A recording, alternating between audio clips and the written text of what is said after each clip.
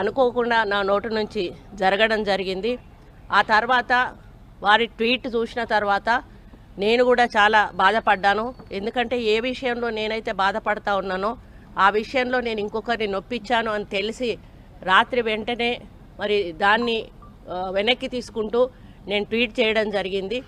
కాబట్టి నాకు జరిగిన అవమానం, నేను పడ్డ బాధ ఇంకొకరు పడకూడదు అనేటువంటి ఒక ఆలోచనతోటి నేను బేషరతుగా దాన్ని వెనక్కి తీసుకోవడం జరిగింది.